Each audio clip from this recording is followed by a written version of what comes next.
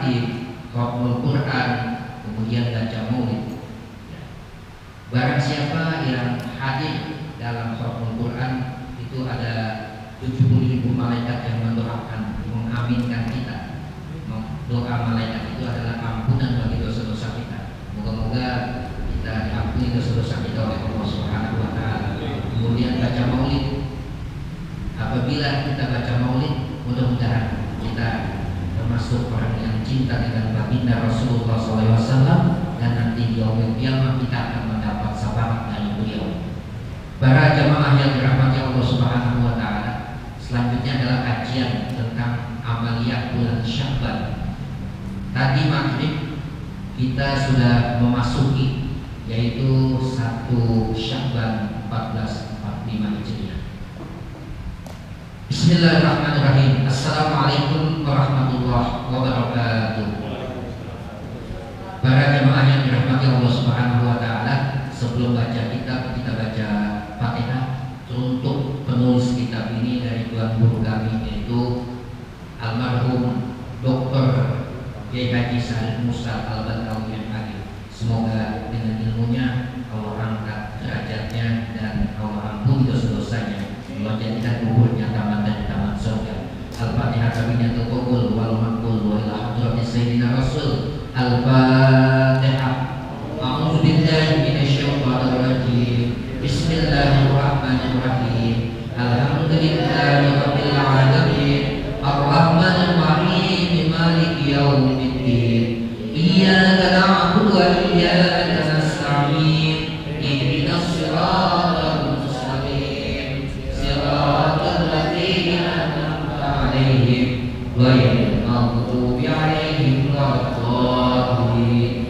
Amin. Bismillahirrahmanirrahim. Wal mu'allif rahimahullah wa adaman nafamihi wa bi ulumihi fid dharaini amin. Aqala kemuliaan bulan Sya'ban.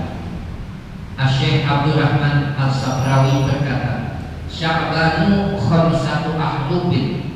Bulan Sya'ban itu ada 5 huruf, yaitu Shin, Ain, Ba, Alif, dan Nun. Pasyini minasyarafi, yaitu Sin itu adalah simbol daripada kemuliaan. Wal ainu bil qulubi, dan ain itu simbol daripada ketinggian. Wal ba'u minal birri, dan ba itu simbol daripada kebaikan. Wal alifu minal ulfah, dan alif itu simbol daripada cahaya. Maka fahazihil adoya min Allah Ta'ala, maka ini adalah huruf-huruf pemberian dari Allah Subhanahu wa Ta'ala li ibadihil mu'mini fi hazihi syahri, untuk hamba-hambanya yang mukmin yang pada bulan ini. Ada beberapa peristiwa yang terjadi di bulan Sya'ban. Pindahnya arah kiblat. Pada bulan Sya'ban, kiblat berpindah dari Baitul Maqdis di Palestina ke Ka'bah, yaitu Mekah Al-Mukarramah. Nabi Sallallahu Alaihi Wasallam menanti-nanti datangnya peristiwa ini dengan harapan yang sangat tinggi. Setiap hari beliau tidak lupa menengadahkan wajahnya ke langit, menanti datangnya wahyu dari Rabb-Nya, sampai akhirnya Allah Subhanahu wa Ta'ala mengabulkan permintaan beliau. Wahyunya yaitu Allah yang termaktub di dalam surat Al-Baqarah ayat 144. A'udzu billahi minasyaitonir rajim. Qad naral taqalluba wajhika fis samai falanuwalliyannaka qiblatan tardaha fawalli wajhaka syatral masjidil haram wa haitsu ma kuntum fawallu wujuhakum syatra. Artinya, sungguh kami sering melihat mukamu menengadah ke langit. Maksudnya Rasulullah menengadah ke langit, mohon kepada Allah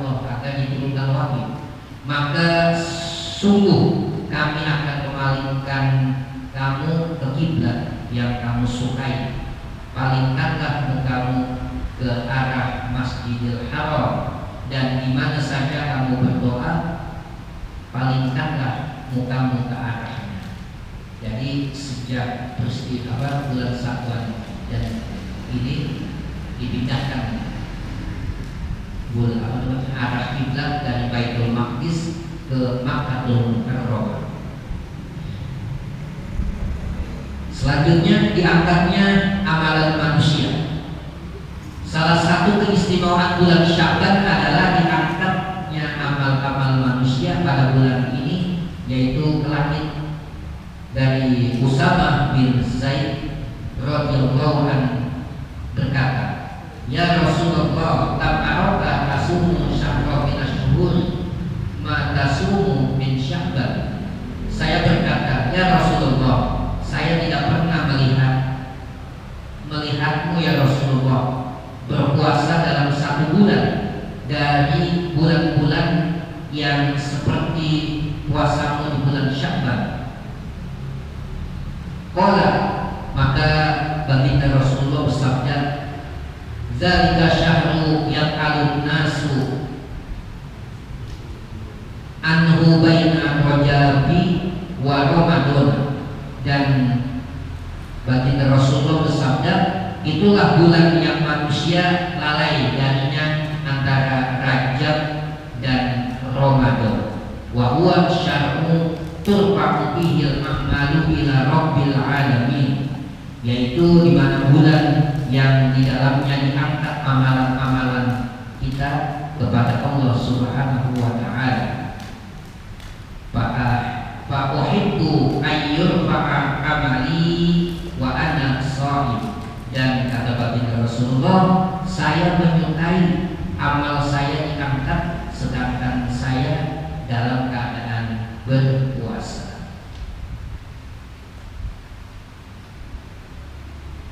Selanjutnya adalah di bulan Sya'ban itu adalah turunnya ayat perintah berselawat.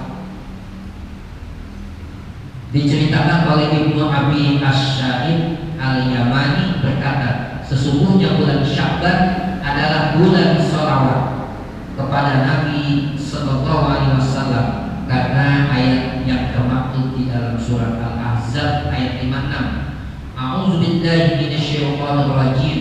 Innallaha wa malaikatahu yusholluna 'alan nabi ya ayyuhalladzina amanu shallu 'alaihi wa sallimu taslima. Ini adalah ayat perintah untuk sholawat.